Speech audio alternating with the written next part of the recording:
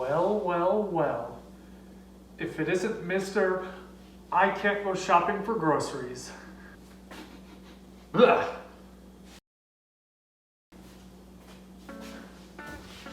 Well, how did we end up in this situation?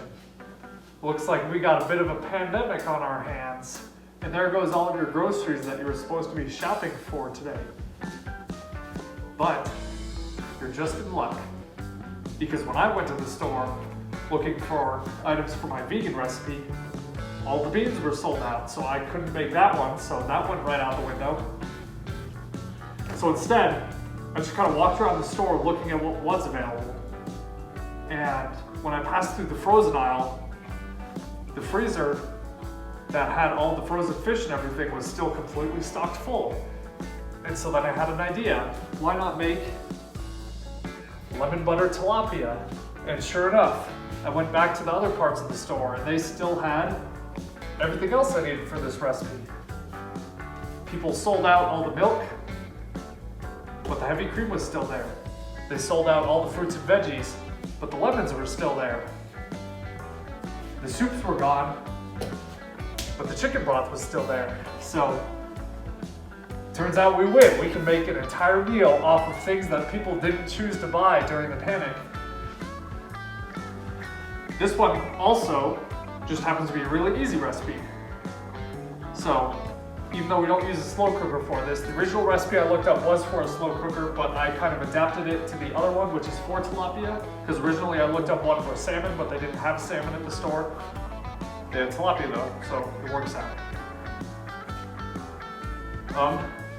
I actually don't have the receipt for this one, so I don't remember exactly how much it was, but I think this will run you like maybe $15.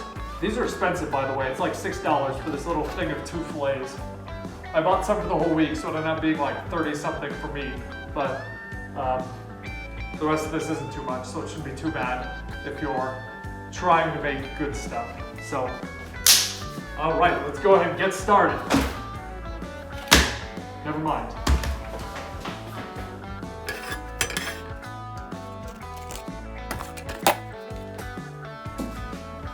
Okay, so I lied a little. We need flour and butter too.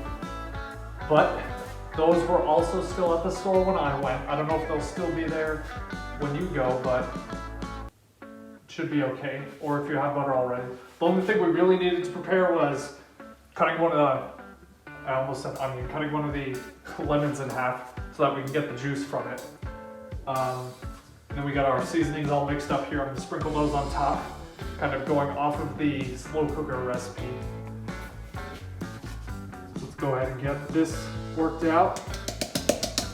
We're doing the same thing like the last one where we just coat the fish before putting it in the pan.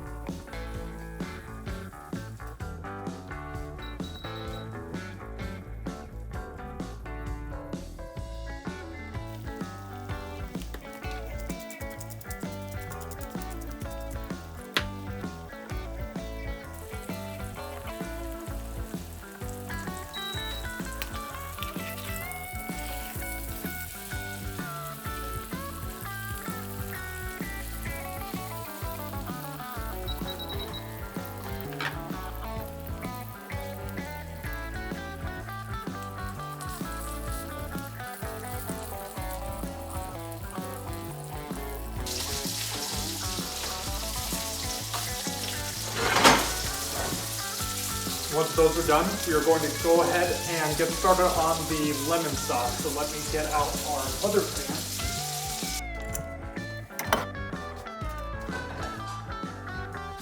So next up, we got to chop up our parsley.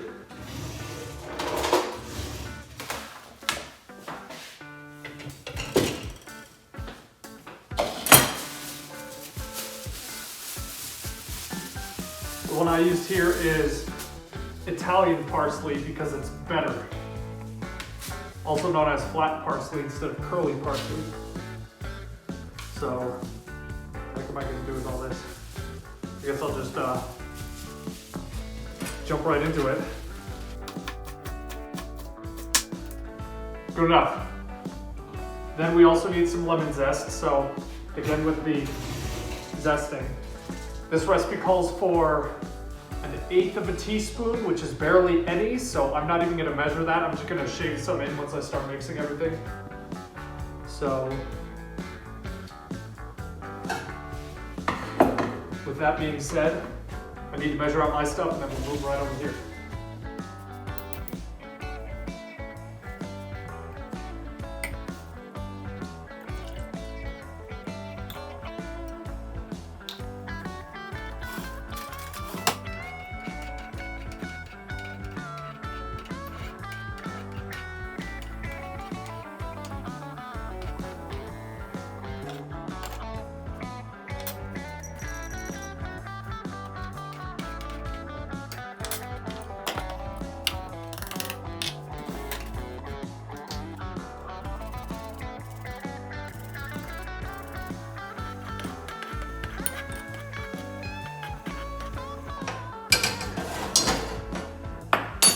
Once that sauce thickens up, we are done.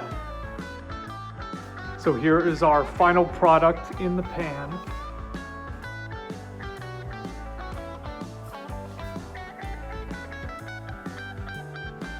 Looks pretty good, huh? It smells pretty good too.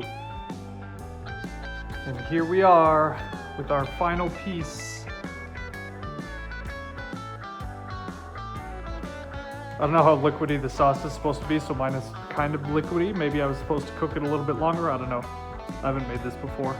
But, I mean, it's pretty good for what we can do with the things that are available at the store. So, it smells really good. So, anyway, I guess besides that, I hope you enjoy this. So, quick review. I didn't have a side for this one, but I think maybe like green beans or something would go good with it. I don't know. I just didn't choose anything. But other than that, I don't think you really need to season both sides of it. Like how I showed that I'd season one and then flip it over and season the other side. Because most of the seasonings just fall off when you flip it over. So I don't know if you really need to do both sides, but you can still do that because you'll get some on there. It was good. Also, you could, for the sauce, leave out the parsley until the very end before serving. That way it doesn't get kind of soggy, but it doesn't matter too much. It still works out pretty good for the sauce the way I did it.